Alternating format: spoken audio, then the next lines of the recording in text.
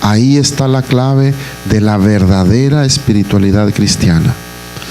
No es ir como el padre Nacho a treparse un cerro allá para estar no sé qué haciendo.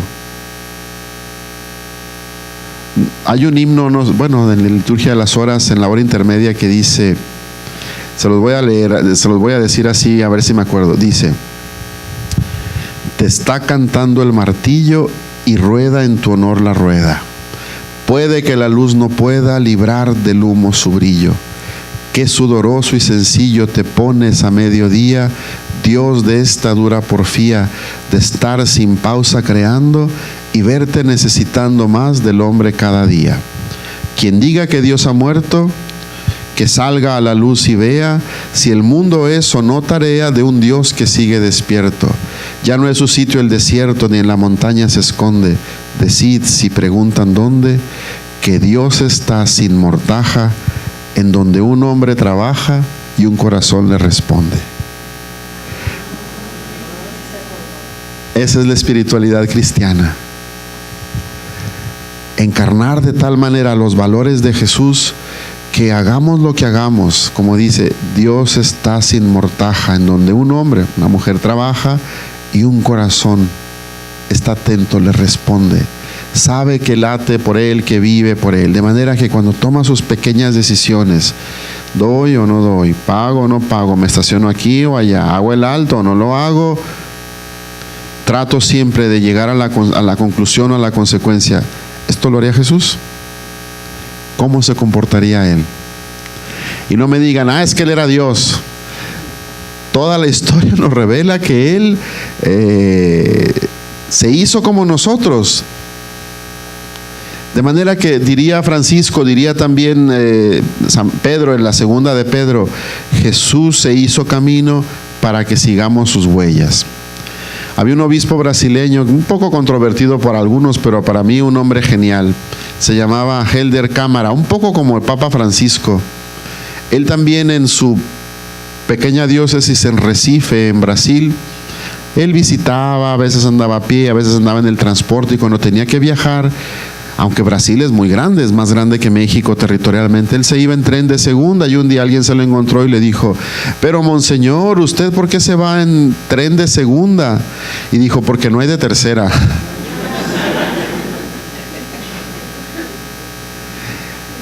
Recife es una zona por allá por Bahía, nordeste, dicen ellos, nordeste brasileño, pobre, una zona pobre como nuestros pueblos indígenas.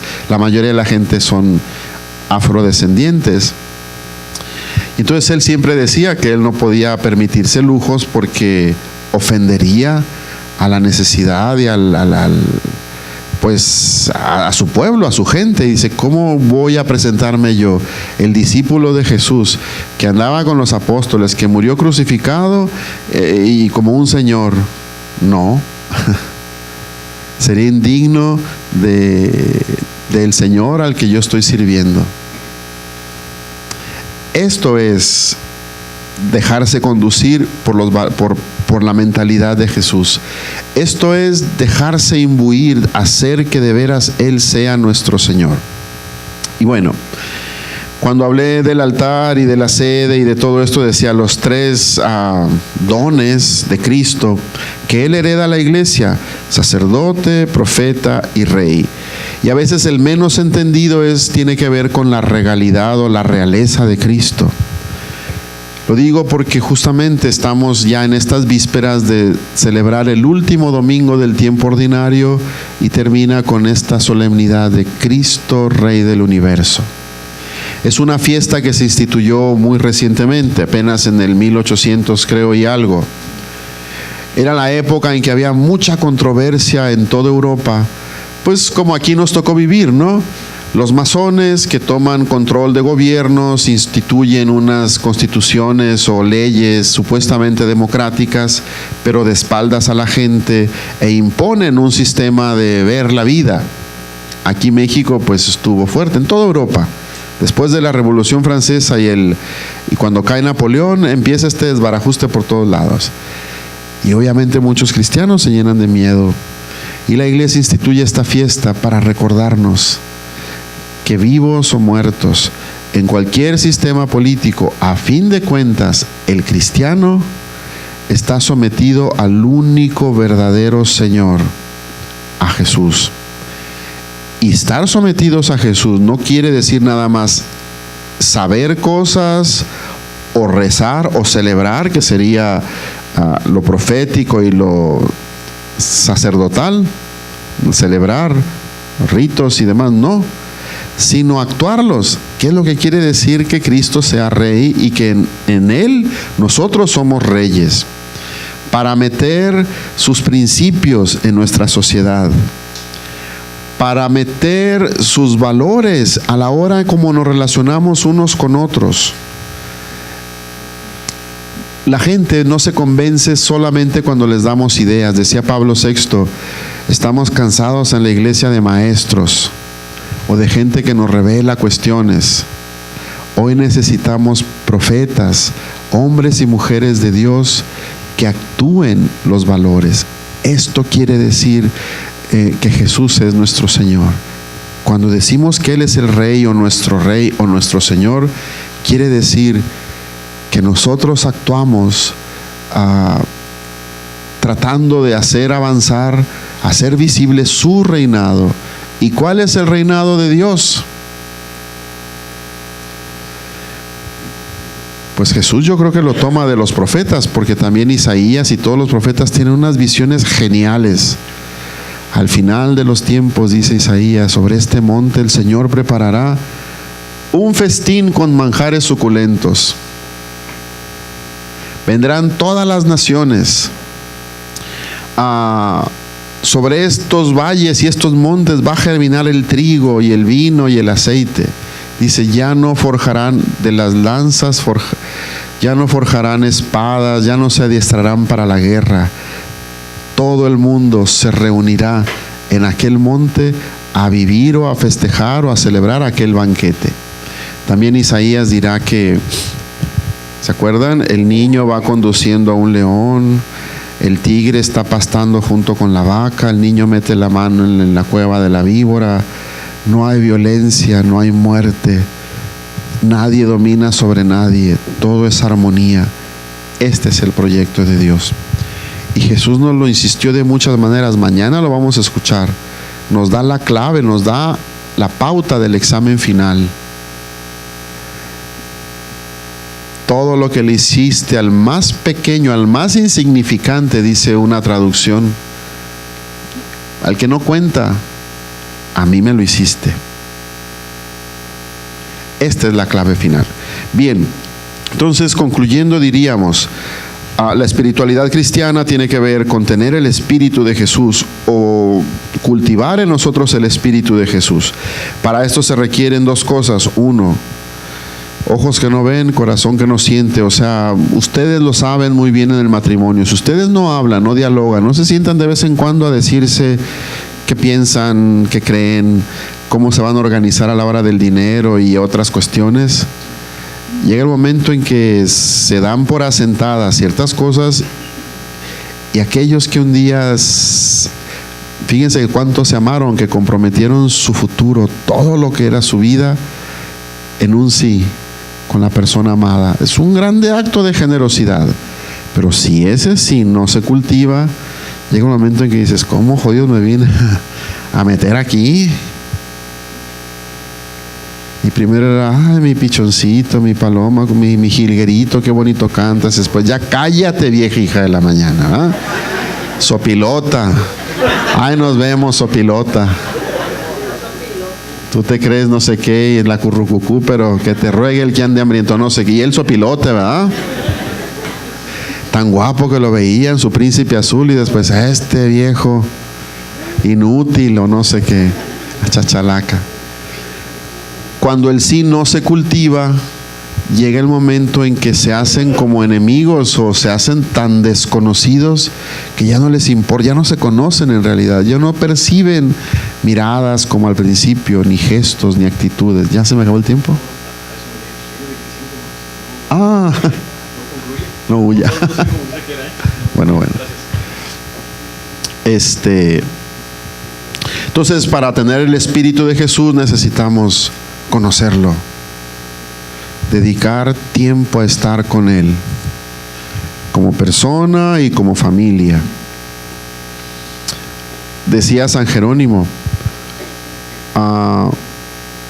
este era San Juan Crisóstomo, decía: ¿tú por qué no hablas con Jesús? O sea, nosotros hablamos con Jesús o escuchamos a Jesús cuando leemos la Escritura. Allí Él nos habla, toda la Escritura habla de Él, lo anuncia o lo revela, toda la Escritura. Entonces, esta lectura asidua, meditativa de la palabra del Señor, no nada más para dar el tema, sino yo a mí, ¿qué me está diciendo también? Esto es una buena dinámica para ir cultivando nuestra relación con Él. Esta es una. Y dos, siempre a partir de esta palabra vamos a encontrar qué me está diciendo a mí Jesús. Por ejemplo, esto que nos dice hoy Pablo: ninguno muere para sí, ni ninguno vive para sí mismo, que si vivimos, vivimos para el Señor, si morimos, para el Señor morimos. Porque tanto en vida como en muerte somos de Él. Para eso Cristo murió y resucitó. ¿Soy consciente que soy de Él? ¿Qué quiere decir que yo le pertenezco a Él?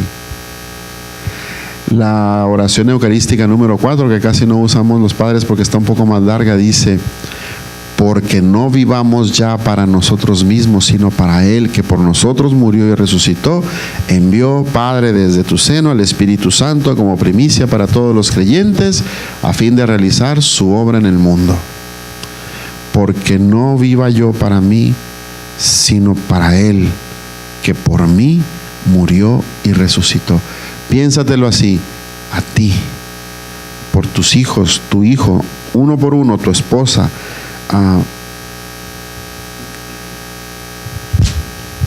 Esto es lo que implica vivir en esta conciencia del señorío de Jesús. Y termino diciendo que un día, Jesús le ayude,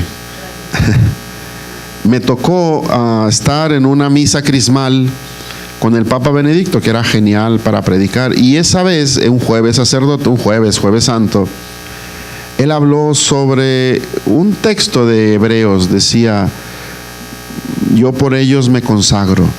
Y entonces nos habló de la consagración, ciertamente a los sacerdotes, pero yo les tengo que decir que la principal consagración, diría San Agustín, el gesto más grande que Dios ha hecho con nosotros es hacernos suyos por medio del bautismo. Es Dios que llega y nos abraza y nos sella y nos dice: este es mío, esta es mía, y haré todo lo que esté de mi mano, y vaya que puede, para que esta también participe de mi plenitud. Él trae como un pleito casado porque nosotros seamos felices, y nosotros andamos como burros sin mecate, dándonos de topes y jodazos por acá y por allá, y no hacemos caso. A veces las mamás llegan, pero es que mi hijo no, señora, es que no lo hostigue, déjelo un poco, suéltele la rienda, háblele, sí, si usted con amargura, ay, no te levantas, entonces no vas, te voy a quitar el wifi porque no fuiste a misa hoy, pues ya empezó mal la cosa, es pleito, tiene que, obligación. No, piense, el más interesado en la plenitud de su hijo es Dios. Él es más interesado en mi salvación que a veces yo mismo, y este es el problema. De ahí que empezar a vivir con esta conciencia: yo no me pertenezco, no soy mío, yo le pertenezco a Jesús. Él entregó la vida para que yo pudiera vivir en plenitud. No voy a decir en sacrificio, Él me puso el ejemplo, Él se solidarizó conmigo, Él no abrió la boca, Él defendió siempre al que no tenía voz, Él se acercó siempre con el más pecador, aquella mujer que dice que sorprendieron en adulterio. O sea, no dice el texto que dicen que era, no, hay muchas veces que dice la gente, no, pues dicen, ¿verdad? No, ahí la pescaron con las manos en la masa. Problema ahí es que el fulano, porque pues para ser adúltero ocupaba uno, ¿no? ¿Dónde estaba? Entonces, parte del pleito bíblico del gesto de Jesús tiene que ver con, a ver, que usted libre, a ver. O sea, todos sabían cómo la hallaron. Sabían hasta cuánto cobraba, ¿verdad? Yo creo. Entonces por eso cuando llegan y la quieren, vamos para que la maten. O sea, qué gachos eran estos hombres que sabían quién era, sabían dónde estaba. No sé si estaba en el Hong Kong o en las Adelitas por allá, pero ya sabían quién era. El caso es que se la llevan a Jesús para ponerlo a prueba. O sea, quieren entregar a una mujer que sí, a lo mejor se ha portado mal, pero es un ser humano. Y Jesús se planta y le dice, el que esté libre de pecado, ¿verdad? Y al final habla con ella.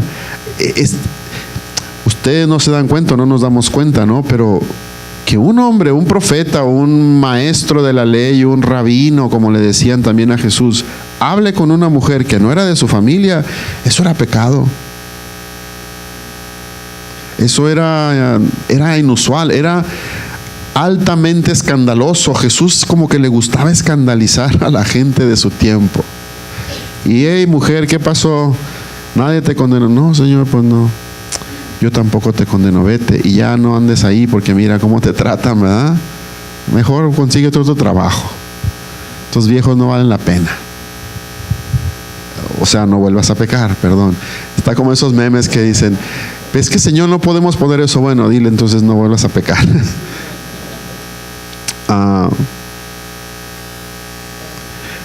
Sí.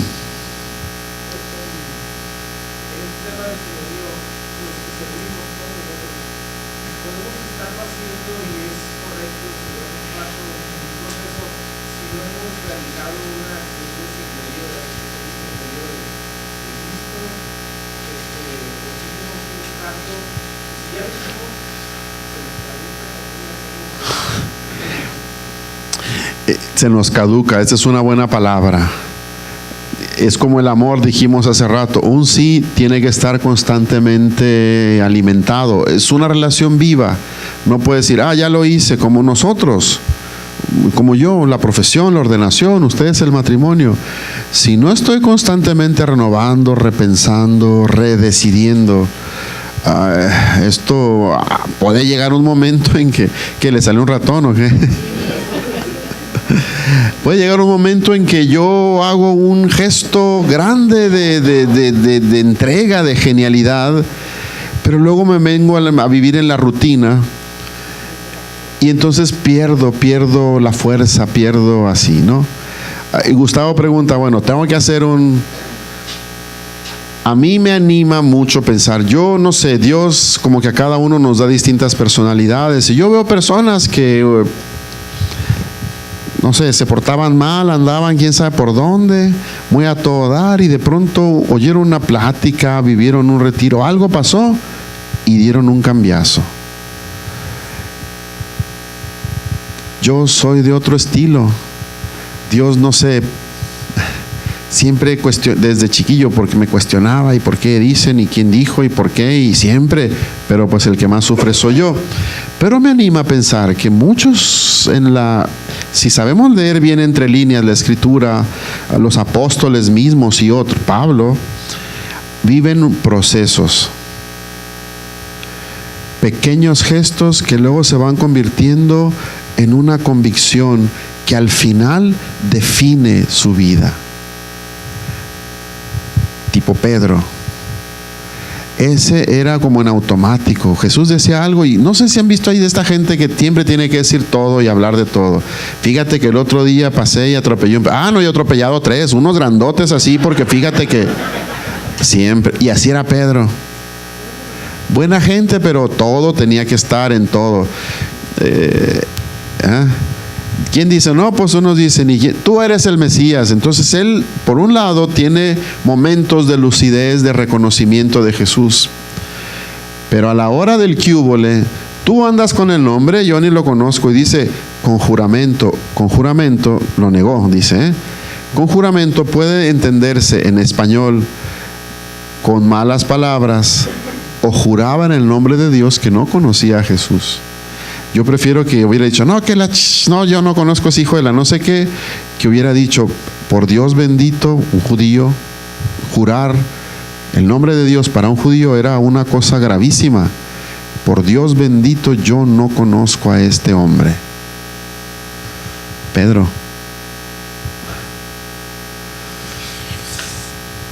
Siempre lo digo, pénsenlo detenidamente.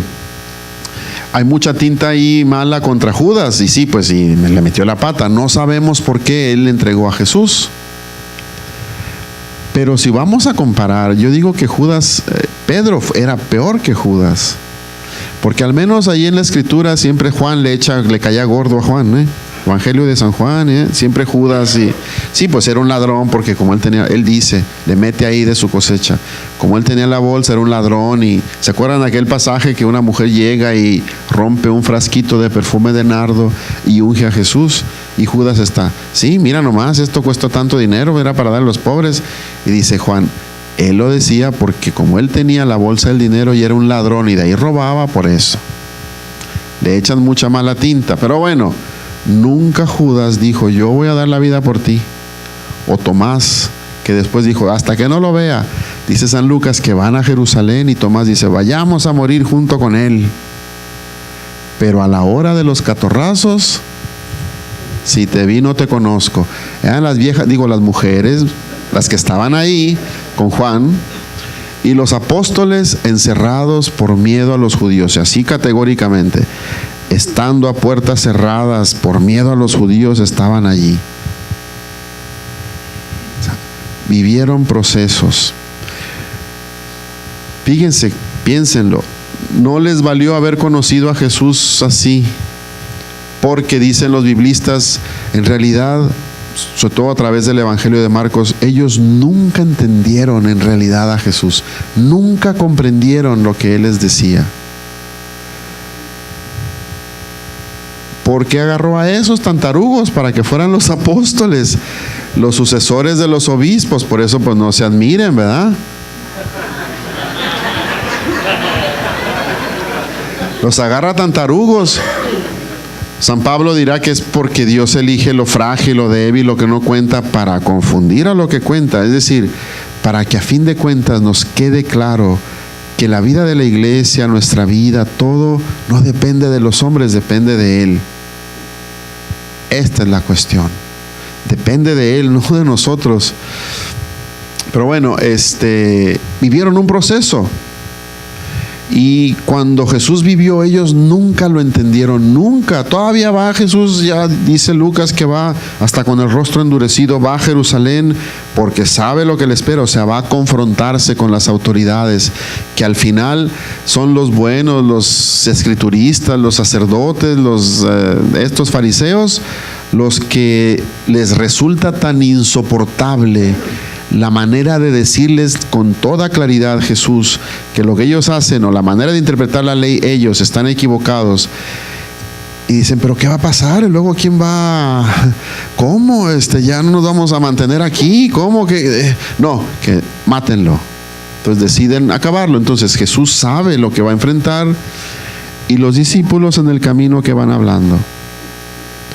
¿Quién de entre ellos era el más importante? O sea, ellos están pensando que Jesús va a Jerusalén arremangándose y va a hacer alguna oración y van a bajar del cielo ejércitos de ángeles a darle en la torre a todos los enemigos de Dios y todo lo demás. Y por eso ellos ya se van repartiendo el pastel.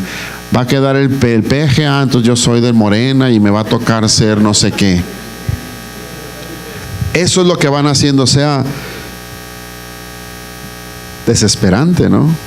Los 12, sus amigos, 3 años vivieron con Él y nunca consiguieron entender en realidad quién era Jesús.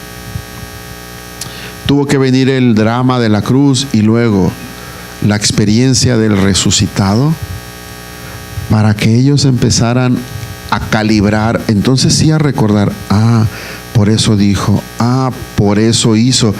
Y luego ya nos transmiten a nosotros su experiencia de Jesús, pero ya filtrada, ya transformada por la experiencia del resucitado. Todo esto para decir, ellos vivieron procesos, también nosotros. Es importante, sin embargo, tener en cuenta esto. No podemos sentarnos en la casa hasta ver si siento bonito. No. Yo por eso les decía, yo soy de los que casi no sienten. A lo mejor algunas ideas me entusiasman y sí me mueven y demás. Pero de que, yo sentí que me habló la Virgen o que el tercer secreto de Fátima, no sé qué, que la Medjugorje, o que en mi cocina se apareció Juan Diego. Nunca me van a, no soy yo, no sé, Dios no me dio a mí ese don. Un día, a propósito, en la Escritura dice que cuando Jesús hacía milagros al principio, la gente se maravillaba, pero otros, en lugar de maravillarse, se enojaban, los fariseos. Entonces yo a veces de ahí entiendo que a veces los milagros no para todos nos mueven.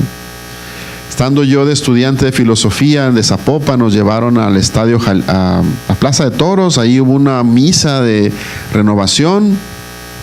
Estaba lleno y estaba también Tardif, entre otros padres.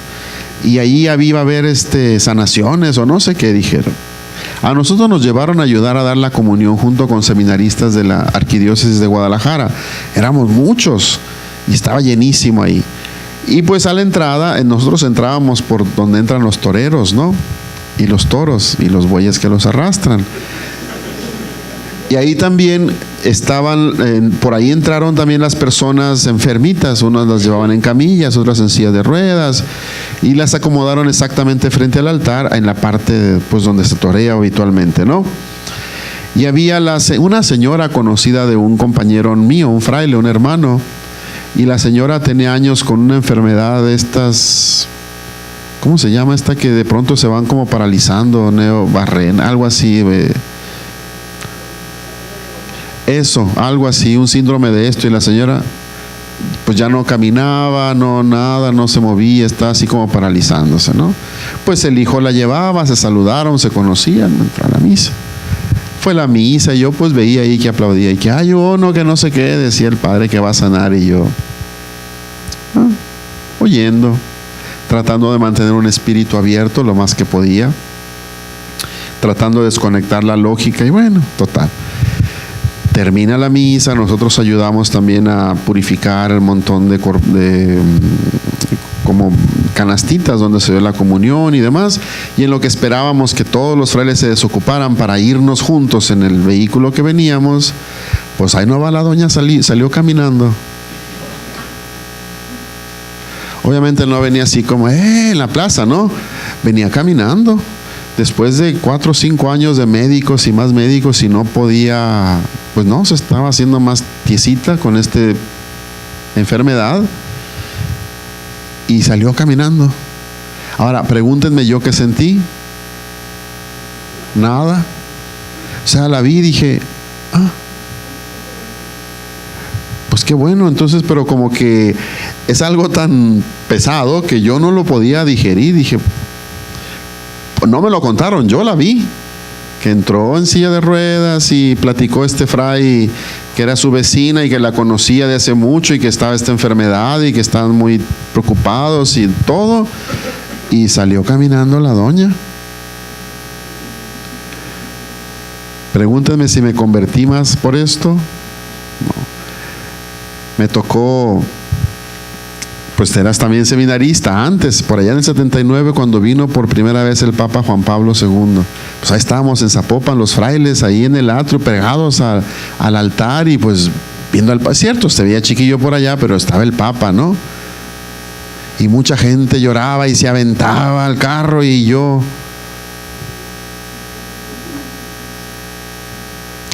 Y una vez, ya era fraile, me tocó ir a Italia a hacer una experiencia que le llamábamos experiencia así. Yo estaba estudiando esta historia medieval por la vía, pues con especial atención a la historia franciscana del medioevo. Y pues había muchos frailes mexicanos en Roma y de nuestra universidad, y había un fraile que era muy amigo de las cocineras de unas monjitas polacas. Entonces, cuando el miércoles hacía el Papa la audiencia en la sala Pablo VI todavía, pues nos decía, ándale, si quieres, vamos, ten unos boletos. Íbamos 2 frailes. Yo dije, que mucha gente ahí, que no sé qué, ándale, vamos, que es el Papa. No, pero pues ellos se iban a ir, y yo, por no quedarme solo, dije, bueno, pues vamos pues. Y me tocó así como en la segunda fila, y Juan Pablo II pues estaba todavía macizo, y pues al final se para y va y saluda, ¿no? a los que están en primera fila, pero también a los de segunda. Entonces pues yo estaba como así cuando se acercó, y pues todo el mundo le tendía la mano, y pues yo también. Y el fraile que estaba a un lado, él como casi se le quería aventar, y él lo vio y me vio a mí me saludó en la mano. Juan Pablo II, San Juan Pablo II, fijo, un santo. Bueno, pues ya pasó, y ay, mira que a ti se te saludó, y que no sé qué, que las fotos. Y detrás habían unas doñas que venían de España por el acento. A este fraile sí lo saludó, y me agarraban a mí la mano como si yo fuera algo así, me sobaban la mano como que si yo tuviera. Entonces yo, pues, o sea, yo estaba ahí cuando volteé. ¿Usted lo saludó, verdad? Sí, a mí. A él lo saludó, y me agarraban a mí la mano como si yo tuviera vibra buena para ellos agarrar y sobarse, ¿no? Y pregúntenme si yo me convertí. No.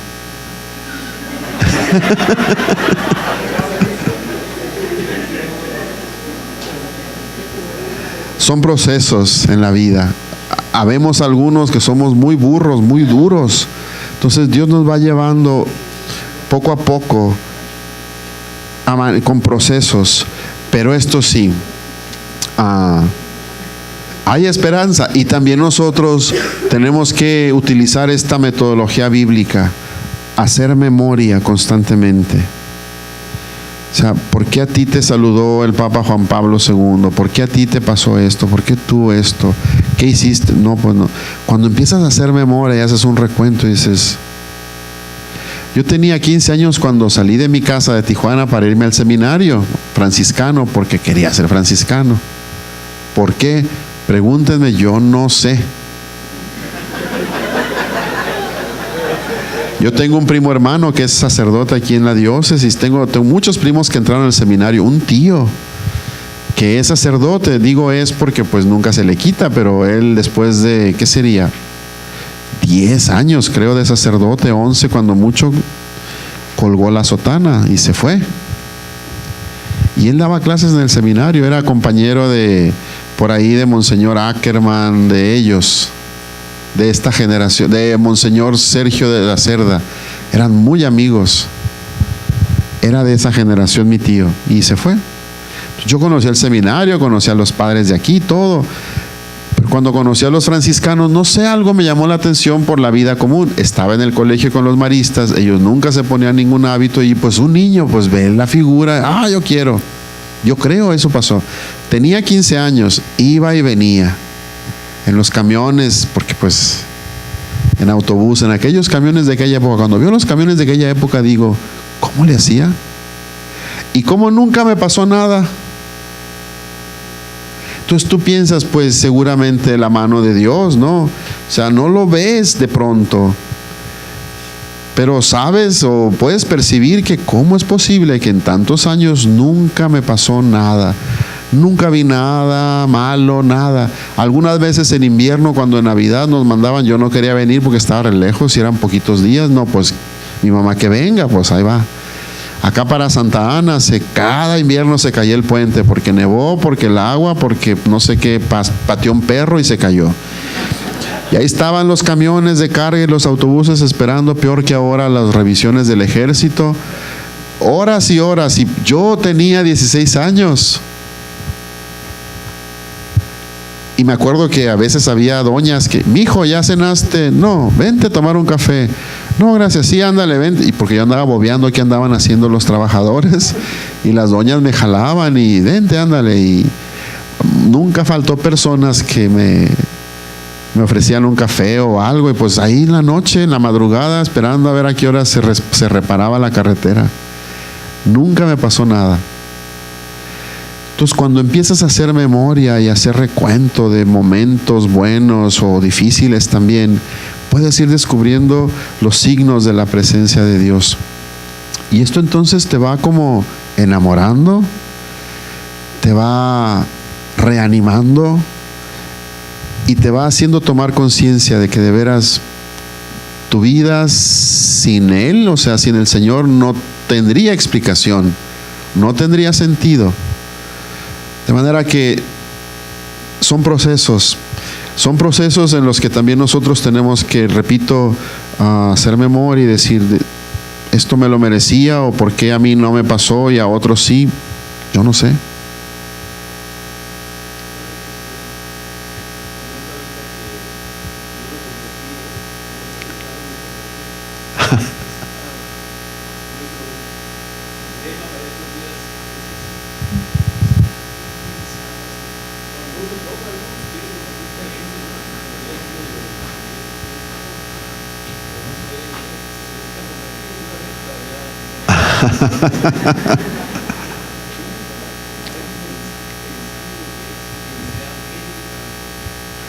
Yo creo que sí, porque repito, la conversión tendrá que ver en realidad con estos cambios de mentalidad.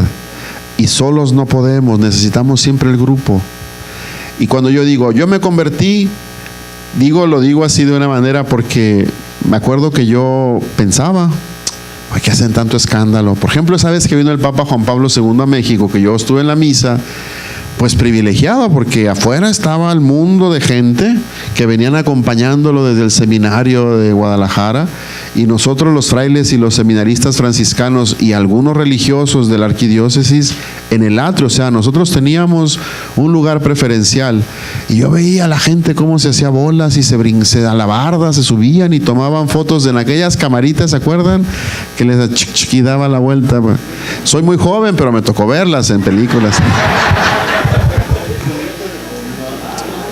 El año siguiente terminó ese ciclo escolar, él vino en enero del 79. Termina ese año escolar, el año siguiente, mi primer año éramos, ¿qué sería? Como unos 45 por todos los del seminario menor. Nosotros le llamábamos colegio seráfico, pero bueno, digámosle seminario menor. Al año siguiente, los nuevos eran 100. O sea, de un año al otro éramos 150 peladillos ahí, chamaquillos ahí.